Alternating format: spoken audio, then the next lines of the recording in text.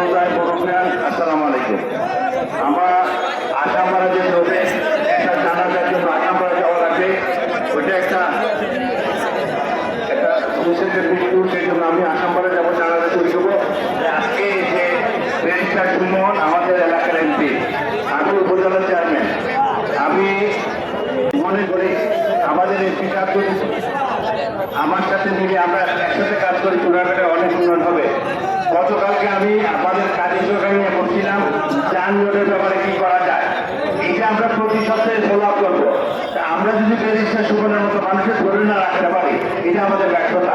আমরা চুনাঘাটবাসীর কাছে আমার একটা অনুরোধ, আপনারা যেমন সোচ্চার হয়েছেন, জাগ্রত হয়েছেন, আপনাদের কাছে আমার একটা অনুরোধ, ব্যারিস্টার সুমনকে বাঁচিয়ে রাখার জন্য যা যা করা আমরা চুনাঘাটবাসী করবো।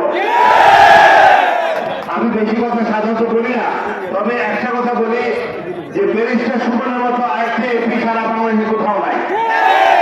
এই যে এমপি, আমি গেছিলাম আপনার ওই চরমনায়, আমি বসছি, একটা ছেলে বলে যে আঙ্কেল আপনার বাড়ি কোথায়? আমি বলছি হবিগঞ্জ। হবিগঞ্জে কোন জায়গায়? আমি বলছি চুনাঘাট। ব্যারিস্টার সুমন ছিলেন? আমি বলছি আমার ভাগিনা। তো চরমনায় বলেন আর বাংলাদেশ যে কোনো জায়গায় বলেন, আমি ঢাকায় কোনো ব্যাংকে গেলাম, যদি বলে আঙ্কেল আপনার বাড়ি কোথায়? আমি হবিগঞ্জ, ও ব্যারিস্টার সুমনের এলাকা। এই যে একটা পরিস্থিতি, চুনাঘাটকে দিয়ে আমার পরিচিতি করতে হয় না, ব্যারিস্টার সুমনে দিয়ে আমি পরিচিত হতে পারি। আমি আমার দেশের মানুষের কাছে, চুনাঘাটের মানুষ অত্যন্ত দরদ দিয়ে ব্যারিস্টার সুমনকে এমপি বানাচ্ছে, আমাকে উপজেলা চেয়ারম্যান বানিয়েছে। আমি দেশবাসীর কাছে একটা চাইবো, সুমনের জন্য যত রকমের আন্দোলন করা লাগবে আমি তোমাদের সাথে আছি। আমার যে জুনিয়র ছেলেরা আছে তাদের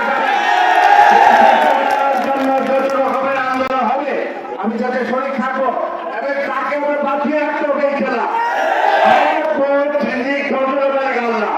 আমাদের চেষ্টা করতে যাবে না, আল্লাহর কাছে আমরা এটাই যে আল্লাহ আমাদের এমপি সাহেবকে তুমি বাঁচিয়ে রাখো। আমরা এটাই বলি,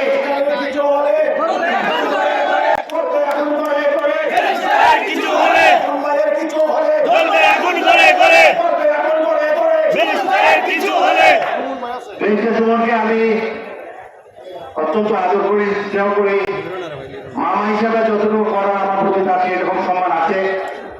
আজকের এই এত মানুষের ভিড়ে আমি আল্লাহর কাছে বলবো, আল্লাহ তুমি আমাদের সন্তানকে আমাদের মাঝে বাঁচিয়ে রাখো।